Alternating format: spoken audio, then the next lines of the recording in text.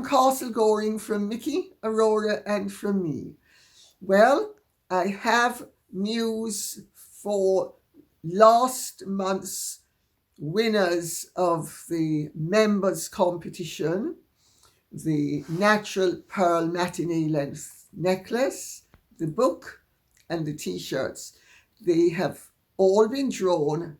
The members have been notified. We are waiting to get back information from them as to where to send their prizes. And I want to thank everybody who's a member. And we are also going to be adding other things to the membership.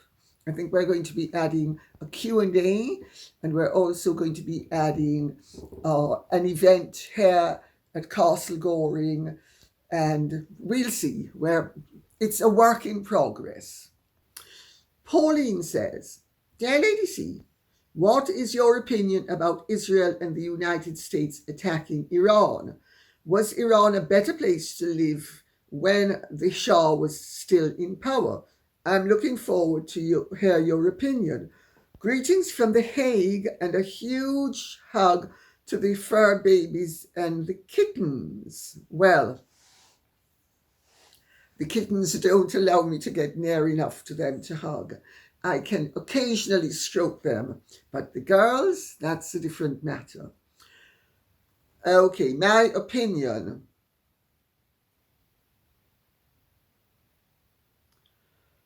Whew. Of course, things were much better under the Shah. You know, people don't seem to understand in the West that Iran is one of the great and ancient civilizations of the world. It had an unbroken heritage of several thousand years old. In the 1970s, the Shah celebrated in Persepolis 2,500 years of unbroken monarchy. Cyrus the Great, at a time when Britons were literally savages in wool, painted in wool and animal skins. The Iranians were a great and already ancient civilization. So when we think, oh, well, we're so far superior to them. No, we're not. What happened in Iran is a total disgrace. But before I get to that, I'm going to answer your question very specifically. Iran was an infinitely better place to live in under the Shah. It wasn't perfect. The Shah had a lot of trouble with the Mullahs because they were trying to undermine the ancient civilization of the Persians. Because let's remember, Mohammedanism is a relatively new religion. It post-dates by well over 1,000 years, maybe even 2,000 years. The inception of the great Persian civilization. The Persian civilization was far more flexible, far more, and I'm going from ancient times to the downfall of the Persian monarchy in 1979. And what were the mullahs attacking? They wanted women to no longer be as free as they had been under the Shah. Now, they wanted not a secular state. They wanted a theocratic state where everybody would be condemned to live under the diktat of a few mullahs. which is what happened following the downfall of the Shah in 1979. Women were no longer allowed to dress in Western style clothes. They weren't allowed to show their hair. Now, Iranian women, by and large, are rather good looking. They also usually have very beautiful hair. Some of the most stylish women in the world were Iranian. Come 1980, not one of them was allowed to show her face in public. Any advances that had been made in terms of feminism were completely erased. Iran had one of the largest Jewish colonies in the Middle East. Well, it's not technically the Middle East, but we'll say for these purposes the Middle East. After Israel, Iran had the largest colony of Jews in, shall we say, that part of the world, to be more accurate. They don't any longer. They had one of the most progressive forms of democracy. Democracy is the wrong word, of secular government and governance in the whole of the region. They no longer have that. What happened in Iran in 1979 was not only a change of regime, but a change of identity. Until 1979, Arabic had no real overriding say in Iran. Persian, Farsi, there were the Zoroastrians, there were the Christians. One of the Shah's sisters was a Roman Catholic. I know this is a fact. I know her son. She became a Roman Catholic. The Shah allowed that. So there was flexibility and freedom of religion even when you were Muslim. But those who were Muslim were only a segment of the population. Mohammedanism was not the religion that everybody had to practice or live by. Were people better off? Don't take my word for it. Ask the Iranians. They strongly object to the fact that up until 1979, their flag had Persian symbols and no Arabic writing on it. After that, it had Islamic messages with Arabic. It would be as if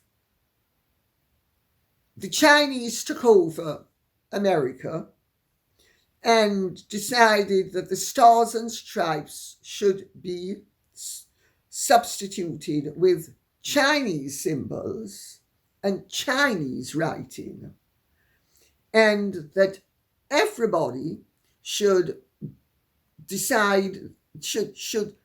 everybody should have no choice but to behave as if they are members of the Chinese Communist Party.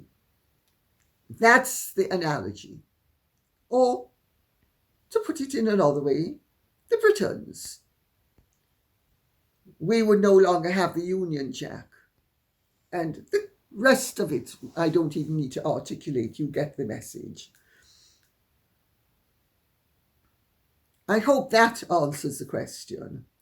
It wasn't only a change of regime, it was a change of identity. And the Persians are not Arabs. They don't want to be Arabs. They've never wanted to be Arabs. They don't want to be Arabic. They are not Arabs. They are Persians. They are Iranian. They are Aryan. They're totally different. But their identity has been hijacked. Etch a Sketch says, Dear Lady C, I can't help but feeling this act by Trump and Israel is extremely dangerous on a worldwide scale. Look what happened in Iraq. It seems we could be headed down that path, but potentially worse. What do you think about that? Absolutely, this is a dangerous situation. But I think that we need to understand that we, the West, are the ones who imposed this totalitarian Islamic theocracy on the Iranian people. We are the ones. We are the ones who flew in Khomeini. We are the ones who actively undermined the Shah. We are the ones who destroyed secularism in Iran to spite the Shah for having dared to stand up to us, the West, and head the OPEC oil price increases. It was pure spite. That's why they did it. The Shah was too big for his boots. Get rid of him. Impose a regime that they obviously thought they could control. Insanity. Things are dangerous, yes, because the Iranians are very sophisticated in terms of weapons. Let's remember that the Iranians are the world's suppliers of IEDs, improvised explosive devices. These are custom-made bombs used in unconventional warfare. They are an indiscriminate threat to civilians and military personnel. Also, they are, as we have seen recently, very much on the cutting edge of drones. And the shields don't work with drones.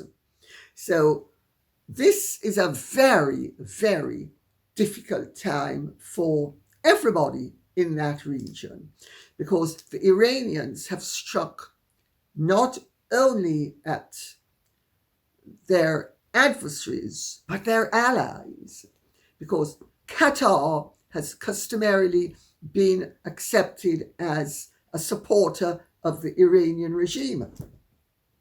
But because Qatar is involved with the West, they have been droning Qatar, Bahrain, Kuwait, Dubai, Israel, just bombarding them with drones. However, if something hadn't been done, the danger would have increased. Now, I'm not saying that there isn't danger, and this is a dangerous situation, but it's a lot less dangerous than it appears to be on the surface. Oh yes, people will get killed, and that's very unfortunate. However, the Iranian people have been subjected to a Western imposed dictatorship since 1979. I know that a lot of people think, Starmer included, that what the West has done, Trump and the Israelis especially, is in contravention of international law, but it wasn't in contravention of international law to stealthily impose the Mullahs in 1979. Of course it was. And why should the Iranian people continue to suffer? And the Iranian people all over the world have been celebrating, including in Iran. Now, of course, in Iran, it's going to be effectively a civil war situation because there are and have always been active supporters of the Mullahs.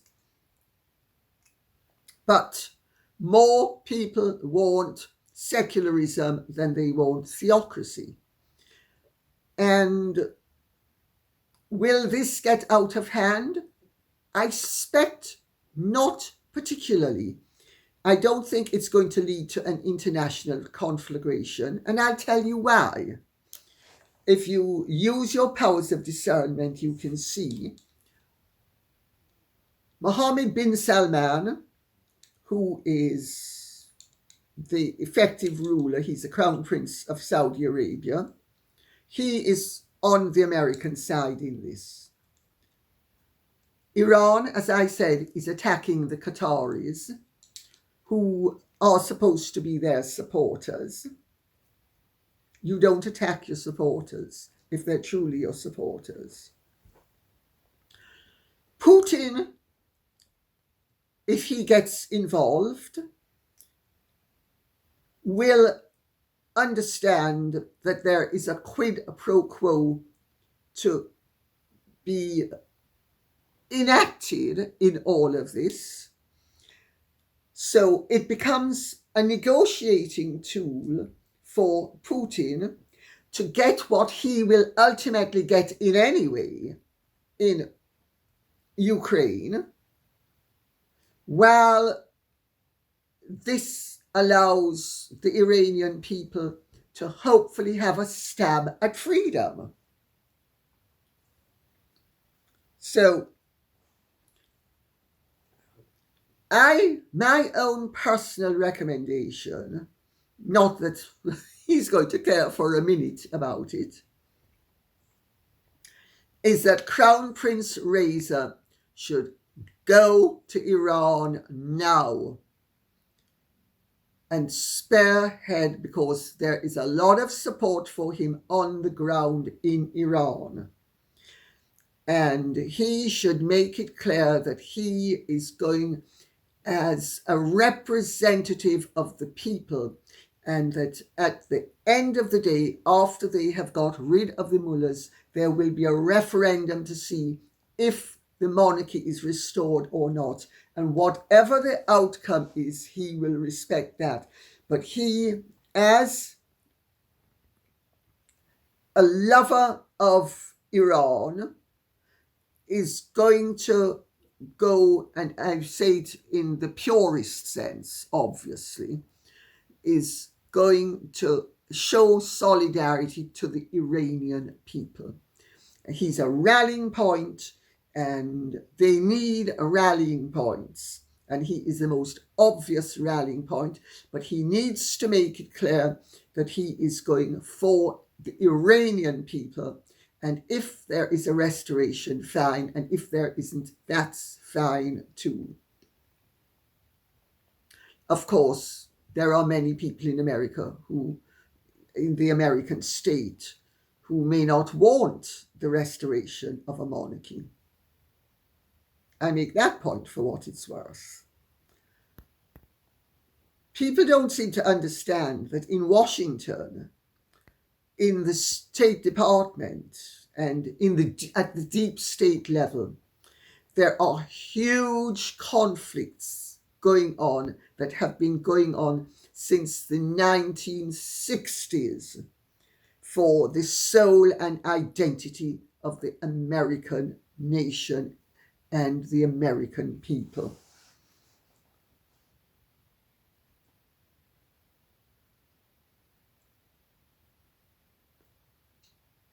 Lee Fuller says, the Iranian military guard is still a force there and in charge. Someone will step into the void. Nothing has changed except Khamenei is dead. It may get worse for the Iranians. Yes. Well, you know, many people lost their lives trying to get rid of the Shah, and they didn't seem to understand that they were getting rid of secularism and that the fight was between secularism and theocracy, the Shah's mistake was the same mistake that the Emperor Haile Selassie made, and that every other politician or leader has made when trying to advance his country and trying to modernize his country. The same mistake was made by Louis XVI. That's why Louis XVI lost his throne. You cannot have a revolution from the top without destabilizing your country. What the Shah did was sent bright young people to be educated primarily in the United States, where they came back with very liberal ideas. And they didn't seem to understand that they had a choice. Their liberalism would be under the Shah, and it would be limited, and they would be able to gradually become more and more liberal, but that it couldn't be an overnight revolutionary thing, or they were going to get rid of the Shah and he would be replaced by a theocracy. But the Americans and the Brits and the French understood that. And they are the ones who colluded with getting Ayatollah Khomeini's message across to the Iranian people for years. The BBC used to beam his messages from France. The BBC. He was hosted in France, and he was beamed by the BBC to the Iranian people to undermine the Shah. They didn't understand that by destabilizing that which had given birth to them, they were going to actually end up being outcasts as well. And it happened.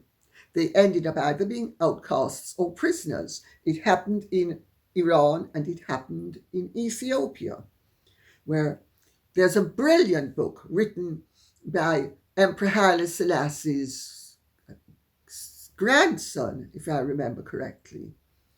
He was a friend of my brother and a friend of Basher Hamilton, the portrait painter, and Ian, my ex-boyfriend, from premarital ex-boyfriend. And he wrote a wonderful book on the downfall of the Emperor Haile Selassie and how a lot of it was from the top, educating bright young people who then were impatient for change. And too rapid change always results in disaster. It happened in the French Revolution, it happened in the Russian Revolution, it happened in the Iranian Revolution, it happened in the Ethiopian Revolution. It always happens. So, but who is now the power in Iran is Ali Larijani, who is the Secretary of the Supreme National Security Council. He's not the senior ranking mullah or whatever you want to say. And nor actually was Khomeini. Khomeini was one of the junior ranking mullahs, but he ended up, by dexterous moves, becoming the leader. And it doesn't matter who the nominal head of the government is. At the moment, Ali Larijani is the power and has been for some time. He and Khomeini were like this, and they had the country tied up in knots. He is barrier to Stalin. He is the one that needs to be neutralized, because until he is neutralized, he is going to be sending in the tanks and the troops against his own people. The Shah, given a choice between sending in the tanks and the troops against his own people, refused to do so. He preferred to leave the country. Of course, if people had known that he was dying of cancer, things might have been different, but they didn't know he was dying of cancer. He was dead very shortly after. But let's see what happens, because it's Ali Larijani who is the power in Iran at the moment. And I'm pretty sure that they know this in Washington and Tel Aviv. And let us see if he's not paid close attention to.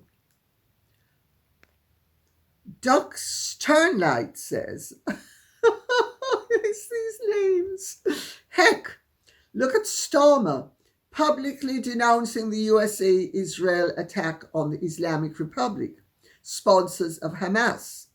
Harry is in lockstep with Starmer. Very well spotted. Harry is married to a malignant oppositionalist who is Shira, rebel princess, and I believe in change. Well, change for change's sake is stupid. Change has to come about, but the only change that is ultimately effective is change that is the push and pull societally that requires debate in the country, and it's 2 steps forward, 1 step back, 1 step forward, half step back, maybe even a step and a half. That is solid change. Shira change is extremely destructive. And Harry is a supporter of Hamas. Hamas has been declared by the British state a terrorist organization. Now, I know there are many people who disagree with that, and I do not wish to get sucked into that aspect of the debate. And I'm not going to give my opinion on it one way or the other, because to do so would be futile, because the fact of the matter is it's a diversion. The reality is that, as Ehud Barak, the former Prime Minister of Israel, said, if he had been a Palestinian, he would have joined one of the organizations that were going to be agitating.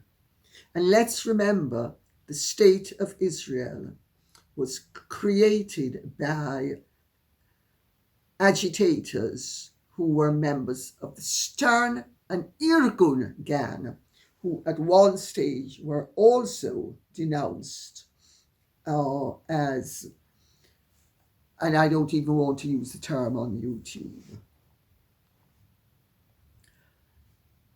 But for a British prince to be indicating support for an organization that his country's government has declared is a terrorist organization is, I'm sorry, it's incompatible with the role into which he was born. As for Starmer, I have to tell you, and this is going to, I know, cause a lot of people to think, oh, I again have to tell you, I have a degree of admiration for Starmer's dexterity. That, now, I think you will realize that I am not pro Starmer or pro the objectives of his government. But I have always said that Starmer is the least of all of the evils which we are facing in this country at the moment. And that anybody who replaces him is going to be infinitely worse. They're going to be much more radically left, and they are going to have no respect for the concept of law and order, which he does. Now, it has to be said, and here I diverge with Starmer, he doesn't understand that there is a huge difference between respect for law and order and respect for justice. He doesn't understand the distinction.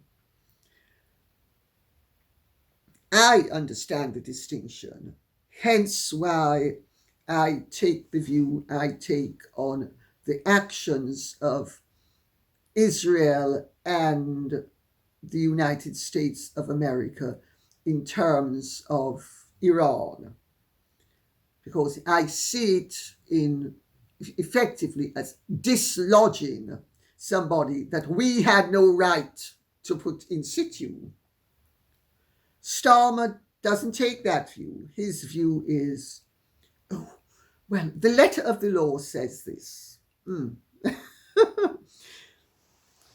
But that, if Starmer remains in power here, will preserve us for some of the grosser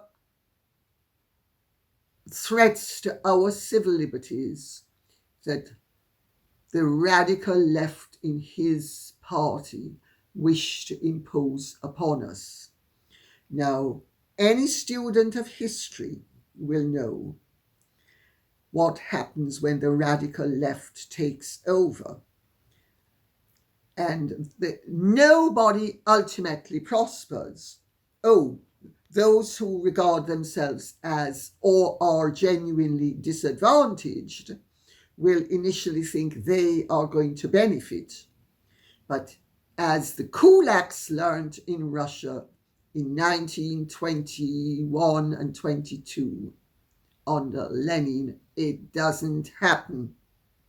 You're promised the sky and they deliver hot air. They deliver flatulence in your face. And that's if you're lucky. Because, of course, ultimately, millions of kulaks were then under communism annihilated. Literally millions.